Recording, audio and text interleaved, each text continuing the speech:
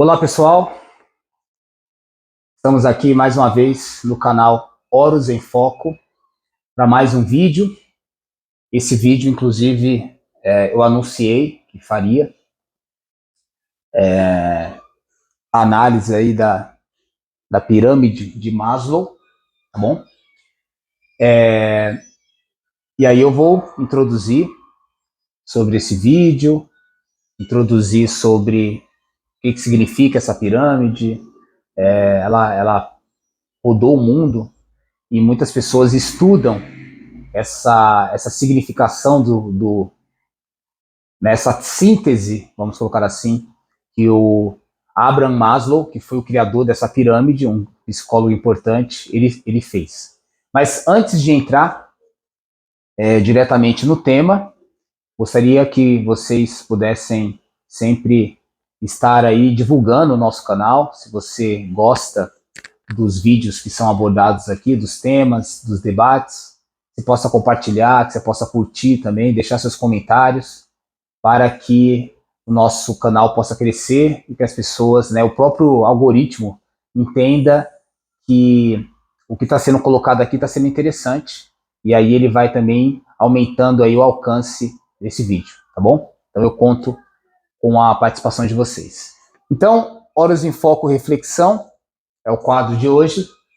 Vamos fazer aí uma análise dessa pirâmide das necessidades de Maslow.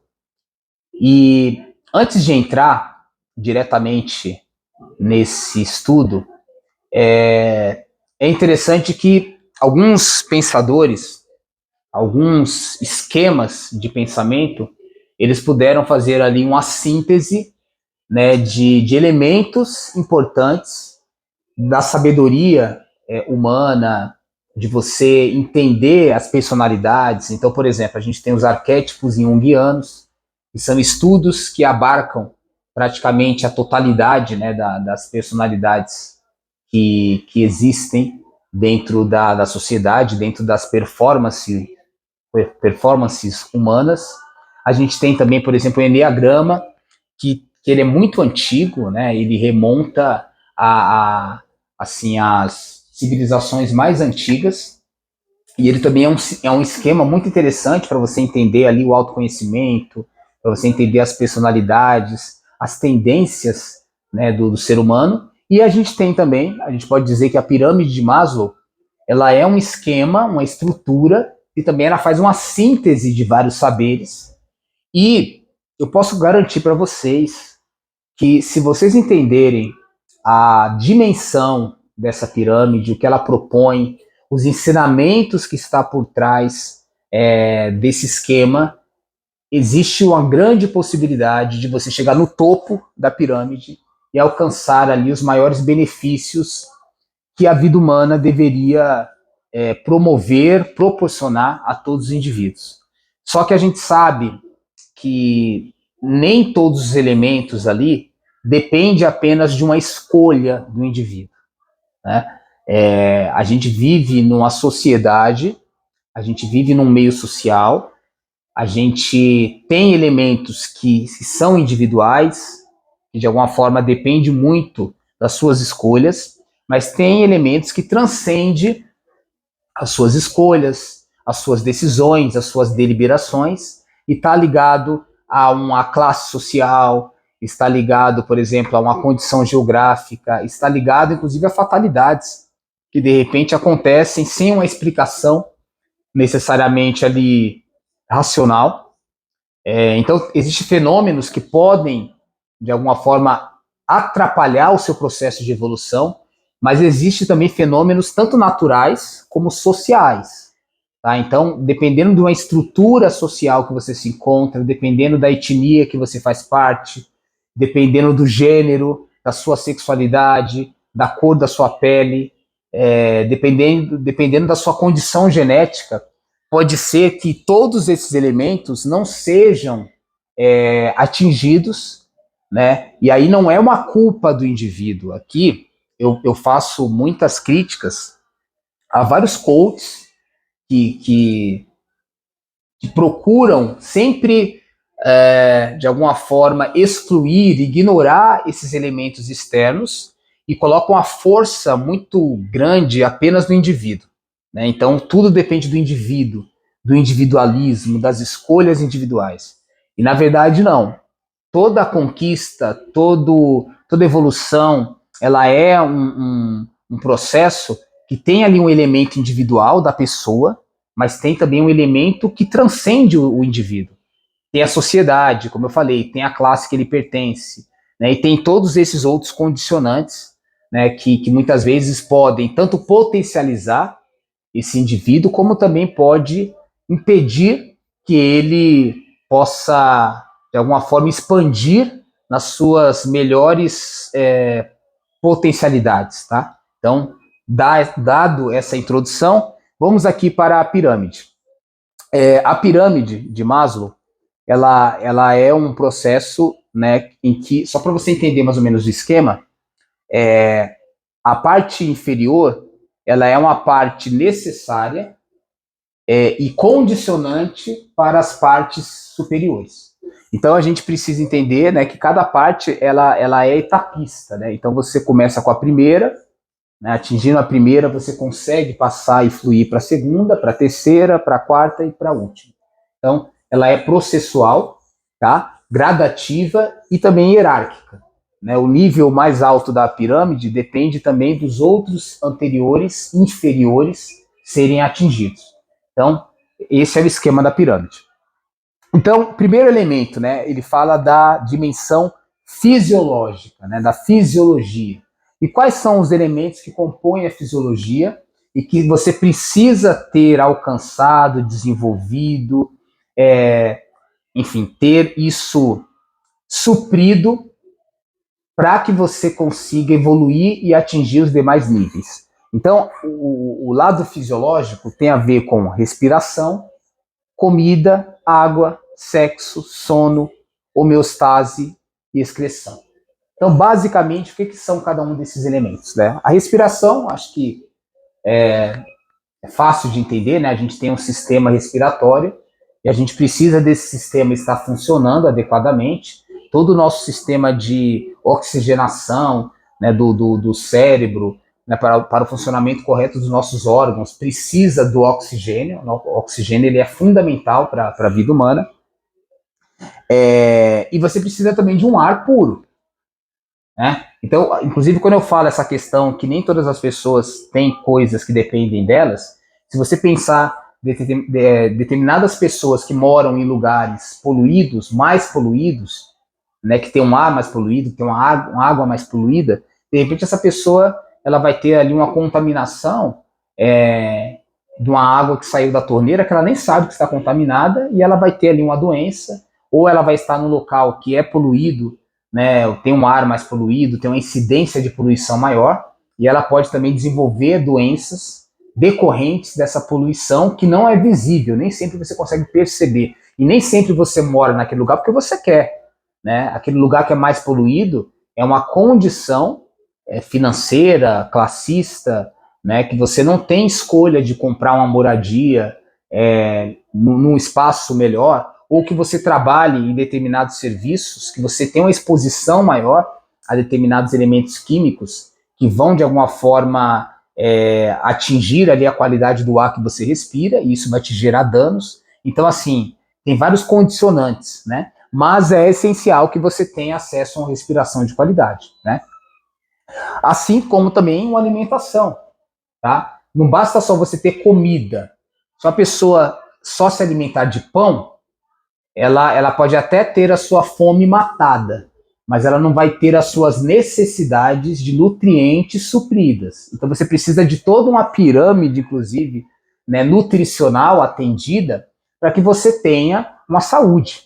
Então aqui, a comida, ela é muito mais apenas de você ter um elemento, um alimento, mas que você tem uma variedade de alimentos que você precisa para que você consiga se desenvolver. A água, a mesma coisa, né? Já está implícita, não vou ficar muito na questão da água. A questão do sexo também, ela é bem interessante, né? Porque o sexo, algumas pessoas elas entendem que o sexo ele não é uma necessidade humana. Se a gente for pegar Freud, se a gente for pegar o próprio Maslow e vários outros psicólogos, o sexo ele é uma necessidade humana. É claro que aqui eu não estou dizendo que todas as pessoas elas têm a mesma necessidade, a mesma intensidade, né, de ter ali que, vamos colocar assim, ter experiências sexuais com a mesma recorrência, né, que outras pessoas. Então, essa hierarquia de necessidade, ela é muito individual. Inclusive, a gente sabe que hoje, dentro da orientação sexual, tem definições de pessoas que são consideradas assexuais e que não é que elas nunca sentem o desejo sexual, né, dentro de alguns casos, mas que não é uma evidência, uma necessidade constante, como, por exemplo, você sentir fome, como você sentir sede, né? Então é uma coisa um pouco menos necessária do que outras pessoas, mas a sexualidade, né, o sexo, no caso aí, ele é uma necessidade humana, tanto do ponto de vista da reprodução e da perpetuação da espécie, como também, né, o prazer sexual, ele é um dos maiores prazeres que o ser humano pode sentir, e ele é importante para que você tenha alguns equilíbrios no seu corpo, inclusive hormonais, tá? Então, assim, o sexo ele pode ser considerado, sim, uma necessidade humana muito importante. Aí você tem o sono, tá? Você dormir, você descansar. A gente sabe que o sono ele repõe energias, né? Então, pessoas que chegam na estafa física e mental, muitas vezes não é porque a atividade dela é tão intensa, pode ser também, mas muitas vezes é porque ela não dorme. E às vezes ela não dorme porque ela não tem tempo, e às vezes é porque ela tem um nível de ansiedade muito grande. Às vezes o hormônio que leva a pessoa a entrar no estado de sono também, ele é deficitário, ele é insuficiente, né? Então existe aí uma questão química, né? Existe aí uma disfunção química que impede que esse hormônio aí que ajuda a pessoa a dormir seja produzido. Então a gente tem também esses elementos importantes, mas o sono ele é fundamental para você atingir esse equilíbrio. A homeostase, né, que é esse... Tem uns estudiosos, né, chamado Maturana e Varela, que eles falam muito sobre o processo da homeostase dos indivíduos no livro A Árvore do Conhecimento, e esse processo da homeostase, ela está ligado a esse processo de autorregular, né, do organismo. Então, os organismos vivos, enfim, parece redundante, mas eles têm esse processo, né, da prática da homeostase. E aí posso dar aqui um exemplo, você de repente está num ambiente frio, né, e aí o seu corpo ele detecta, né, essa temperatura baixa, que você pode ter ali desenvolver um resfriado, uma gripe, né, ou dependendo da temperatura, da intensidade dessa temperatura, você pode até entrar no processo ali sei lá, de hipotermia, né, enfim, e ter algum problema, uma parada cardíaca e tal. Então, o seu corpo, ele identificando isso, ele pega a gordura ou o alimento que tem no seu corpo e transforma isso em energia térmica para criar essa equilibração. Então, ele vai criar ali, de fora para dentro, né, de dentro para fora, na verdade, dizendo, um processo ali de aquecimento do seu corpo para que você consiga equilibrar ali a temperatura do seu corpo e não, de alguma forma, ter ali algum problema de saúde por conta dessa baixa temperatura externa. Então, essa homeostase também, ela é um processo que, inclusive, às vezes você não consegue ter essa equilibração porque faltou nutrientes para você. Por quê? Porque a classe social que você pertence, você não consegue comer todos os dias da mesma forma que todas as pessoas. Então, isso pode te gerar um déficit, né, de nutrientes que faça com que o seu corpo também não consiga desenvolver, né, essa equilibração, tá? E também a excreção, né, que você precisa fazer um processo digestivo correto, né, seu sistema digestivo tem que estar funcionando corretamente, você comer alimentos que ajudem você a fazer uma boa digestão, né? Então, às vezes você tem que ter acesso a fibras, nem todo mundo tem acesso a fibras, para que você tenha essa regulação do organismo. Então, tudo isso é importante para que você tenha ali uma qualidade na sua excreção, né? Porque se você não fazer uma excreção correta, seu corpo fica contaminado. E aí você pode ter doenças. É interessante isso, né? Se você não tem um sistema urinário que está funcionando corretamente, né, que está eliminando as toxinas do seu corpo, você pode desenvolver uma doença. Então, tudo isso é um elemento importante para você ir para a segunda etapa, né? Que seria a segurança. Olha só, a segurança do corpo, do emprego, de recursos, da moralidade, da família, da saúde, da propriedade. A segurança é muito louco porque, assim, se você todos os dias, eu vou dar um exemplo aqui que veio à mente agora, se você todos os dias chega em casa com medo de que de repente amanhã você vai perder o seu emprego, você não consegue ter uma qualidade de relação familiar, porque você está inseguro com a sua empregabilidade, e a insegurança empregacional, ela faz com que você saiba que vai afetar as suas relações familiares. Porque se faltar ali um alimento para os seus filhos, para sua esposa, né, para o seu esposo, para os seus irmãos, faltar ali roupa, você vai ficar triste com eles, né?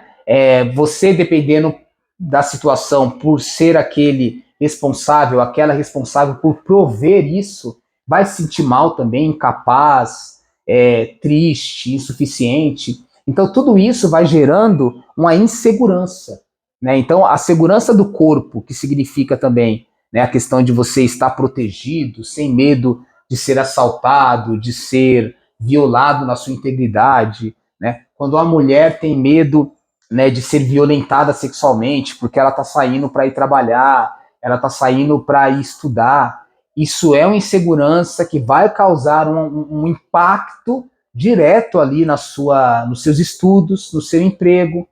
Ela não vai conseguir trabalhar devidamente, ela não vai conseguir produzir da mesma forma, né? Pedagogicamente também, ela não vai conseguir fazer sinapses com a mesma qualidade se ela não estiver tranquila. Então, olha só como tudo isso é fundamental, né? Se você tiver, já falei um pouco de recursos, né? Porque o emprego ali também demanda, né, um salário digno. A gente vive numa sociedade que as pessoas cada vez mais ganham menos e ganham mal, né? A gente tem um achatamento, né, salarial, um arroxo salarial, tudo sobe, tudo aumenta, menos o salário do trabalhador, né? Quando você é dono de uma empresa, se aumenta ali um preço de alguma coisa, aumentou o imposto, você consegue repassar isso para o preço final do produto. Quando você é assalariado, como é que você faz isso? Você não tem para onde repassar. Se o salário não aumenta para acompanhar ali o aumento dos juros, né, da inflação, você vai ter perda de poder de compra, tá? Então, e você não tem como repassar isso para ninguém. E mesmo que você tenha, depende do negócio que você tem. Se tem uma padaria, de repente, todas as pessoas que tá ali, que vai comprar o pão da sua padaria, tá com salário baixo, né? Perdeu emprego. Se você aumenta o preço do pão, as pessoas já não tinham condição de comprar direito. Se você aumentou ainda, porque você está repassando, né, esse valor que você teve ali de dano por conta de uma inflação, por conta de um juros, sei lá, por conta de um imposto, né? Você aumenta o preço do seu produto final e as pessoas não compram mais. Aí você quebra. Então assim, existe todo esse processo. Mas quem é assalariado tem menor ainda possibilidade, ou nenhuma, de fazer esse repasse, né? Então você precisa também ter ali seus recursos, seu emprego, seu salário digno, bem garantido para que você possa fluir, né? A mesma coisa é uma segurança da moralidade. A moralidade, ela é interessante porque, por exemplo, se alguém é ofendido na sua moralidade, se você tem medo ou se a sua reputação ela é colocada em risco, então o caráter, você é uma pessoa de caráter duvidoso, e não porque você às vezes seja de caráter duvidoso, mas é porque houve ali uma calúnia, uma mentira, ou as pessoas simplesmente desconfiam de você pela sua condição, pela cor da sua pele, né? Pela sua origem pobre. As pessoas às vezes começam a julgar você, por conta desses elementos, isso vai afetar também a sua segurança, você vai ficar inseguro. Né? Como é que você fica tranquilo e seguro num ambiente em que você sabe que as pessoas te julgam como sendo uma pessoa insuficiente, uma pessoa de moral duvidosa? Né? Então, a segurança moral também é importante. A familiar, você tem um equilíbrio familiar, você tem uma família que dialoga, que se acolhe, que se respeita, que se ama, né? Uma família que congrega, eu fiz um vídeo que eu falei sobre o gregário e o congregar. Né? Então, o gregário é andar junto, é estar junto. Congregar é você ampliar com que essa união realmente faça força, faça a evolução, faça o crescimento. E é muito louco porque, assim, quantas pessoas elas estão acompanhadas de outras pessoas, mas lá no fundo elas são solitárias. Elas têm quantitativamente elas têm pessoas, mas qualitativamente a relação ela não é boa o suficiente para que você preencha as suas lacunas de carência. Então, a família ela é um ponto importante. Aqui ele está falando mais no sentido de ter uma família estrutural, ou seja, estrutural no sentido de ter alguém para você conviver, né? Mas também a gente vai ver que ela tem esse âmbito, né, de promover para você uma saúde mental, né, uma qualidade de vida. E aí, saúde, né, a saúde física, a saúde mental, a saúde do sono, né, a saúde no seu local de emprego. Hoje a gente fala muito do burnout, né? Existe toda essa síndrome, essa doença que você adquire dentro de uma condição de empregabilidade que ela não te dá as mínimas possibilidades de você ter um trabalho seguro. Né? Então você precisa de uma saúde de emprego também. Né? Na saúde do transporte. Quantas pessoas elas vão trabalhar como se elas estivessem numa lata de sardinha, de tão amassadas que elas vão, né? Que qualidade de vida ela vai ter se ela não consegue nem se deslocar para o seu local de trabalho de uma forma segura? Então, tudo isso é fundamental. E da propriedade. Da propriedade é tanto você ter o básico, que é uma casa para você morar, né? As pessoas, imagina, uma pessoa que mora na rua, uma pessoa que está em situação de rua, como é que ela vai ter uma qualidade de vida em todos esses âmbitos aí? Ela não sabe se amanhã ela vai acordar viva. Às vezes, quem deveria proteger, né? A gente tem a GCM, ou às vezes a polícia, abordando essas pessoas da pior forma possível. Né? Então, e pessoas também comuns, não é só esses cargos, não. A maioria das pessoas, elas vão destratar essas pessoas que estão em situações de rua porque elas culpabilizam que aquelas pessoas estão naquela condição porque elas querem, porque elas são as pessoas fracassadas, são pessoas que merecem aquele estado, né? E a gente, na verdade, esse é um dos piores julgamentos. A gente precisa conhecer muito bem a história de uma pessoa para a gente chegar nessa conclusão que ela está nessa situação por escolha, porque ela quer ou porque ela é um fracassado. Né? Tem muitas coisas que independem das nossas escolhas e que nos levam à lona, né, a um problema mais grave aí de não ter propriedade e não foi por culpa nossa. Tá? Então, esses elementos são importantes. Aí volta ali, entra ali o elemento do meio da pirâmide, que é amor e relacionamento. Então nós precisamos de amizade, de relacionamento familiar e também de intimidade sexual. E aí eu vou explicar muito bem esses elementos. Vamos começar primeiro com a família, tá? Depois eu vou para a amizade. A família não é só você ter ali uma mãe, de você ter ali o seu pai, né? Ou de você ter outros modelos de família que não necessariamente elas estão estruturadas nesse sistema biológico parental. Então você pode ter irmãos que formam a família, você pode ter casais, né, que são homoafetivos, então não precisa ser necessariamente um homem ou uma mulher, pode ser dois homens, duas mulheres, tá? Então, independente da estrutura na configuração estrutural dessa família, é importante que você entenda que a família ela é essencial, que você tenha um local, que você tenha um colo, né, que você tenha um lugar para onde você voltar. Você tem que ter um pertencimento a uma comunidade. Então a família aqui, ela também é um local que você pertença, que as pessoas falem a sua língua, que as pessoas te conheçam, tá? Que você faça parte daquele grupo. Então imagina pessoas que às vezes elas migram de um lugar para o outro por vários motivos, por uma questão de guerra, por uma questão de fome, de desemprego, e aí elas vão para um outro local que elas não conseguem pertencer, né? Porque a cultura é diferente, o trabalho é diferente.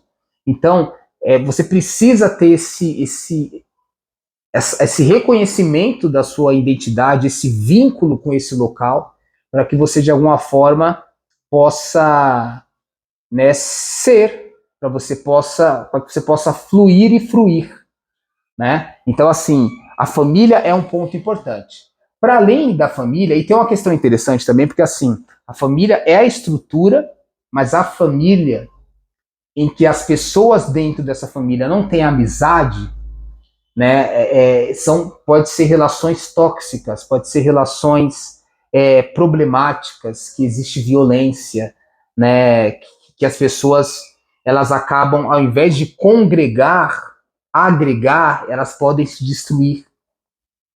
Tá? Então, se não existir amizade, essa família não flui, porque não basta você ter a estrutura familiar, por exemplo, todos são parentes que todos vão se amar, vão se respeitar e as coisas vão fluir, né? E fluir. Às vezes, a estrutura não é suficiente na maioria das vezes. Tem que ter amizade, tem que ter amor, tem que ter aceitação, tem que ter respeito, né? Tem que ter ali uma troca, um vínculo verdadeiro, né? Para que esse espaço, para que essas relações possam realmente promover a evolução dessas pessoas que fazem parte desse núcleo. Tá? E aí a amizade, tanto na família, como a amizade também fora da família. Porque a família, ela é um local importante, mas às vezes ela limita você. Ou seja, você às vezes precisa fazer novas experiências, conhecer novas pessoas, para que você possa, inclusive, desenvolver potencialidades que você não consegue desenvolver naquele núcleo familiar. Tá? Então, assim, não é que você está desprezando a família, mas a família ela é importante, mas você precisa também estabelecer outras conexões. Tudo isso é fundamental. E a amizade é bem interessante, pessoal, que é assim, a amizade, mais do que um elemento sentimental, mais do que um elemento baseado, por exemplo, sei lá, numa confiança cega das pessoas, o que faz alguém ser amigo do outro é que aquela relação ela promova o crescimento de ambos, né? Que haja uma troca, uma reciprocidade, e na amizade você não está com aquela pessoa por obrigação, você está com aquela pessoa porque ela te faz bem, porque a troca é qualitativa. Então, até mesmo num casal, né, independente da sua configuração, para que o casal possa ter ali uma qualidade de vida, você precisa ter amizade. Não basta ter apenas interesse sexual, atração sexual. Você precisa também ter, até porque muitas vezes a atração sexual ela é potencializada pela intimidade, pela troca, né, pela sinceridade que existe, pela qualidade do diálogo que existe entre essas pessoas. Então isso potencializa o desejo sexual. Isso faz com que esse desejo seja qualitativo, né? Então, por exemplo, vou dar um exemplo aqui bem, né? Você achar uma pessoa linda, maravilhosa, super atraente, né? É um elemento importante que pode te gerar ali na relação algo bom, mas se você não conhecer essa pessoa, o jeito, a forma, né, de tocar, de falar com essa pessoa, né, se você não tiver outros elementos ali para fazer com que esse desejo, essa admiração física chegue a um processo ali, né, de equilibração, né, de comunhão, desse contato físico, tá, dessa simbiose, dessa mistura, dessa harmonização entre os corpos, depende, esse entrosamento fisiológico depende de um entrosamento da intimidade, né, da amizade, da confiança, da admiração. Então tudo isso está ligado, né, à intimidade sexual. Ela não é só você ter ali uma quantidade excessiva de relações sexuais, mas é que você possa conhecer a pessoa tão bem, ter ali uma fluidez, uma amizade que flui, a tal ponto que você vai desenvolvendo com a pessoa, e ambos vão se desenvolvendo, porque aí existe uma troca, né, mútua, e aí o ápice do prazer venéreo, né, ele vai ser alcançado porque existe todo esse processo, né, de troca, né, vamos colocar assim, da qualidade da relação fisiológica, a qualidade da relação amorosa, né, a qualidade da relação amigável, qualifica a intimidade sexual. Então isso é bem interessante, tá? É o outro elemento que ele coloca. E aí vamos, quando você tem todas essas prioridades, necessidades anteriores supridas, você vai chegar na autoestima, né? Então as pessoas vão se sentir bem com o seu corpo, com a sua pele, com o seu cabelo, né? Não basta você ser belo esteticamente. Se você não tiver todos esses elementos preenchidos, você vai se sentir feio. Você vai, nessas pessoas que você ama, que você quer um reconhecimento, não te reconhecem, você começa também a não se reconhecer. Então, assim, mais uma vez eu volto nessa questão dos coaches, né? O autoconhecimento, o autorreconhecimento, ele depende também de um mútuo reconhecimento e conhecimento, tá? Eu preciso do outro para que eu também consiga me reconhecer. Essa ideia que eu vou ser feliz sozinho, que eu não preciso dos outros, isso aí é falso, né? Nós somos seres coletivos desde o nosso nascimento. Nós precisamos de espermatozoide, né, que fecundou um óvulo, que formou um gameta, e a gente é múltiplo, a gente é coletivo, a gente é constitutivamente seres coletivos, sociais, tá? Então a gente precisa sim dos outros. Não é que você vai colocar toda a sua felicidade numa dependência externa, mas também não é que você é autossuficiente. Então, esse processo, ele existe, ele depende de toda uma relação mútua, né? A confiança é tanto um elemento que você deposita no outro, mas também a autoconfiança depende do elemento do outro depositado em você. É igual quando você tem ali um filho jogando bola, né? E ele tem o pai ali na arquibancada, torcendo, vibrando por ele consegue acreditar mais no potencial dele. Até porque ele vai saber que o pai vai ficar feliz com a vitória dele. Aquilo vai potencializar, né, vai dar um algo a mais ali no seu processo, na sua gênese, né, no seu movimento interno, tá? Para que ele consiga alcançar maiores patamares de sucesso. Tá? Então, a confiança, né, e também para você confiar em alguém, você precisa ter vivido relações, né, em que você confiou e que você teve a sua confiança atendida, você não foi traído. Uma pessoa que foi traída, ela começa a desconfiar até de si mesma, né? Pessoas que confiam, elas também aprendem a confiar a partir de relações de confiança que elas foram estabelecendo. Se todas as pessoas que esteve ao redor dela, né, não foi digna da confiança, elas foram pessoas que traíram a sua confiança, vai chegar um momento que essa pessoa ela vai desconfiar de toda a humanidade, porque essa foi a experiência que ela fez. Mas não é verdade que todas as pessoas são indignas de confiança, né? Não é verdade, mas existe sim esse processo, porque pela experiência que você fez, às vezes você vai chegar nesse estado. Mas a confiança é fundamental. Se a gente não viver com confiança, a gente não sai de casa, né? A gente não confia na comida que a gente come no restaurante, a gente não confia na comida que a nossa mãe faz pra gente, né? A gente vai acreditar que ela tá colocando um veneno lá. Então, assim, a confiança, ela é essencial. Claro que ela tem que ser medida, ela tem que ser dentro de uma inteligência, né? De uma sutileza. Você não vai confiar em qualquer pessoa. Tem que ter elementos que garantam, né, minimamente ali que você confie. Mas a confiança é essencial para qualquer coisa, para você se desenvolver, né? A confiança é fundamental, né? A conquista, respeito dos outros, respeito aos outros, né? Então, tudo isso está dentro desse processo. Você receber respeito dos outros é importante para que você também devolva aos outros respeito, né? Violência gera violência. Gentileza gera gentileza. É claro que em alguns processos você vai ter que, a partir da violência, gerar a gentileza para suprir essa violência. Quem ensina muito bem isso é o budismo.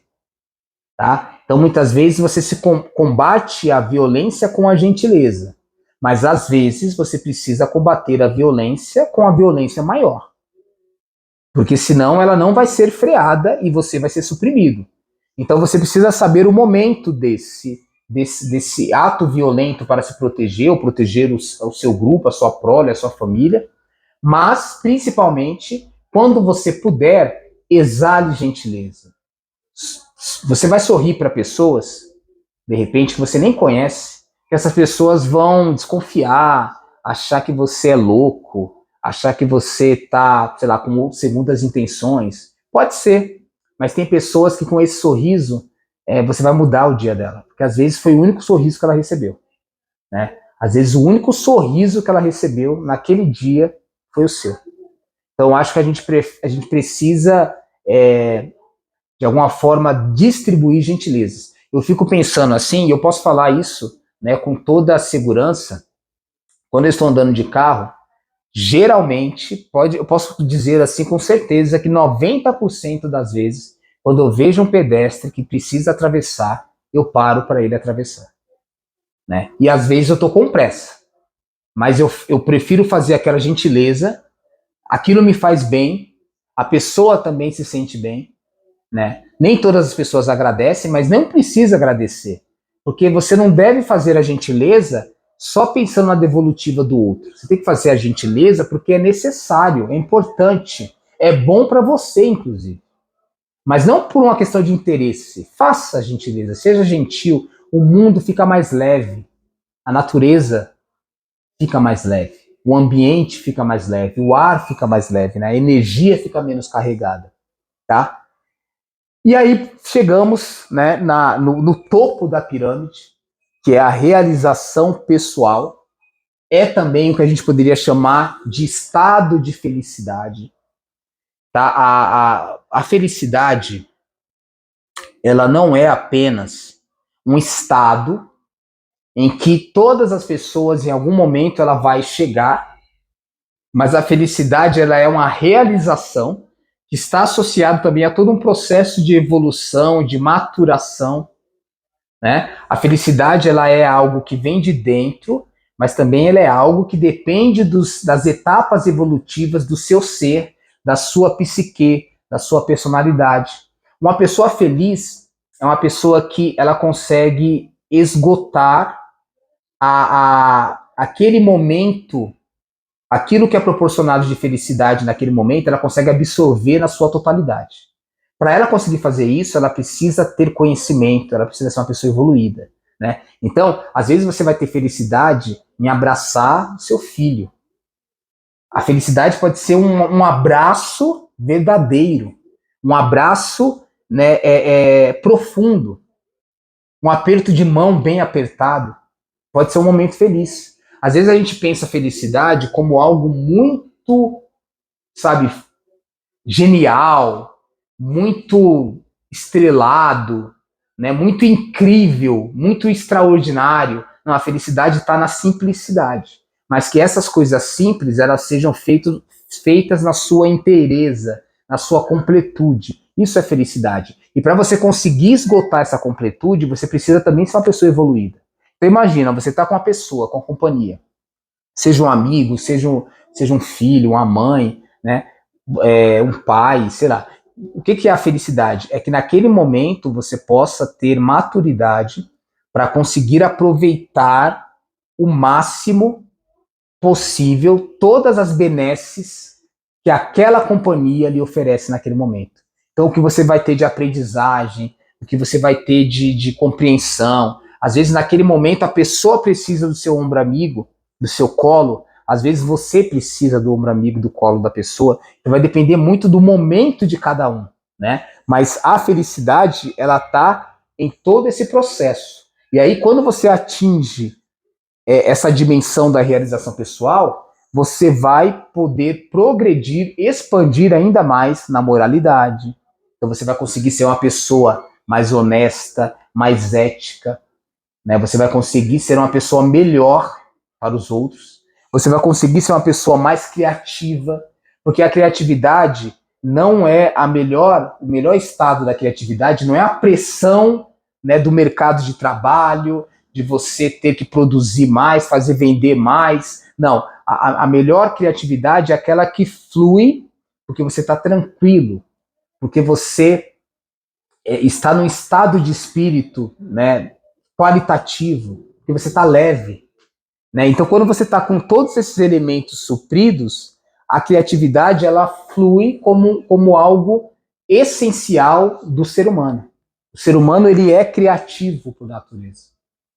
Né? Então, para eles, a criatividade tem que ser espontânea, que é um dos elementos ali. Né? A criatividade na pressão certamente não é a melhor do que a criatividade que acontece de forma natural e espontânea.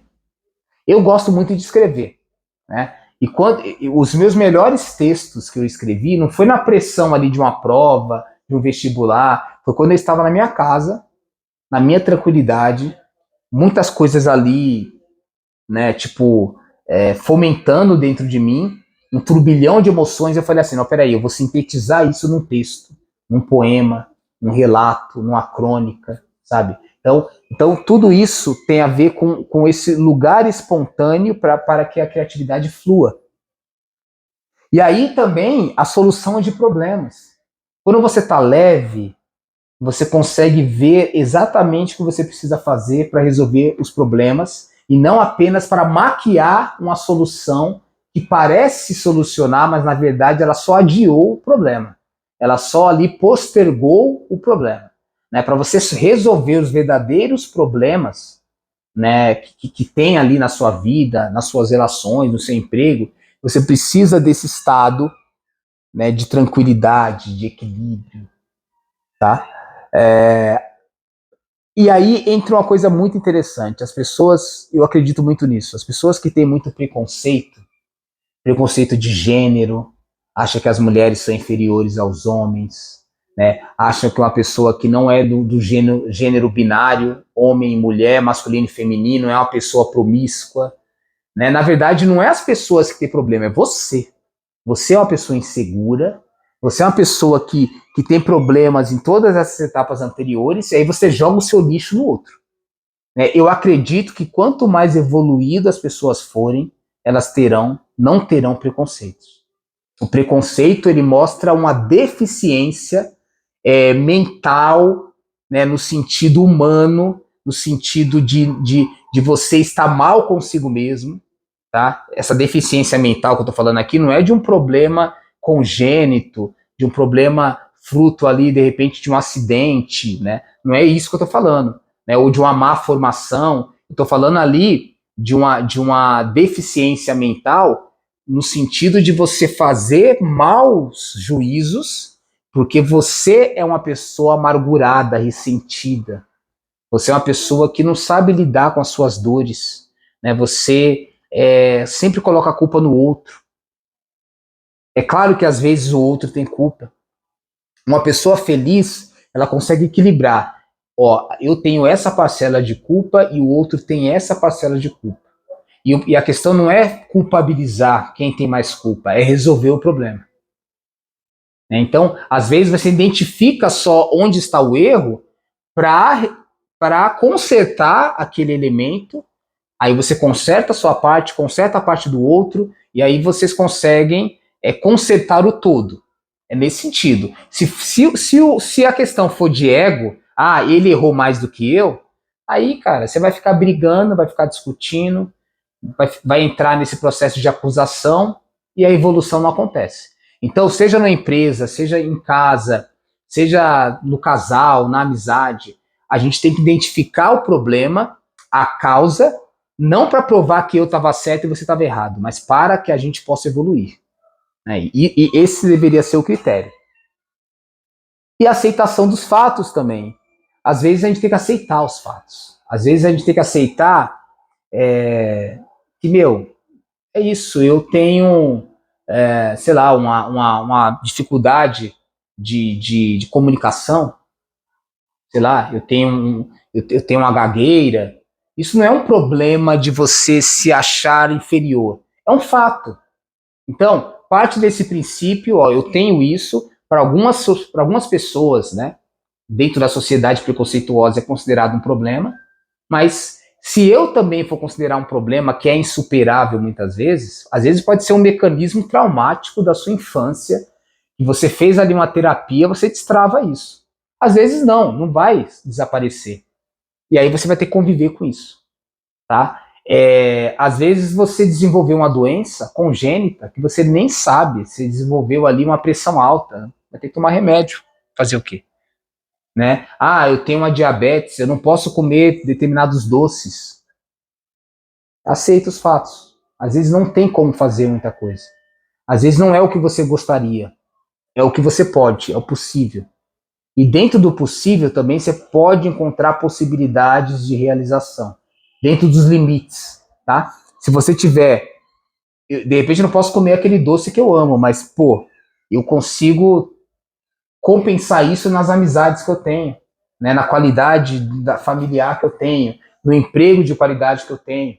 Nunca tudo vai ser perfeito, nunca, né? Mas eu posso de repente compensar um pouco, sublimar um pouco algumas dessas carências e faltas em outras coisas que estão num nível mais avançado de realização. Então, basicamente, dentro dessa reflexão, eu acho que a gente pode não esgotar essa pirâmide, que eu acho que ela é muito sábia e profunda, mas a gente pode pensar num modelo que vai servir para a sua vida. Você tem que pegar isso aqui e encaixar em qualquer situação, né? Então, como que eu atinjo isso aqui nos meus estudos? Como que eu atinjo isso aqui nas minhas relações pessoais? Como que eu atinjo isso aqui no meu emprego? Na minha igreja? Né? Enfim, eu acho que isso aqui, porque na verdade você tem que atingir em todos esses âmbitos, em todos esses lugares, para que você atinja a totalidade. Lembrando, né, que a gente não vai viver num paraíso, o mundo ele é contraditório, a gente vive numa existência que ela histórica, que às vezes a maré está mais alta, né, tá mais interessante, às vezes a maré tá confusa, tá turbulenta. Então, assim, a vida é esse movimento, né, de bem e mal, de sim e não, de noite e dia, né, mas que a gente possa, dentro do que nos é possível, buscar essa equilibração, essa evolução, para que a gente possa atingir graus de felicidade. Então é isso, o Horus em Foco, hoje, né, reflexão fica por aqui, análise aí da pirâmide de Maslow, espero que vocês tenham gostado. Não se esqueçam, né, de curtir aí o nosso canal, lembrando que a gente também tem o TikTok, Horus em Foco, Instagram também, Horus em Foco, no Facebook, Horus, e no YouTube aqui também, Horus em Foco. Então, vocês possam nos seguir aí nas redes sociais, você possa também curtir o nosso canal, fazer comentários, compartilhar, e dessa forma aí a gente vai cada vez mais evoluindo nesse processo, tá bom? Então, ficamos por aqui. Até um próximo vídeo. Horus em Foco. O Sol da origem infinita.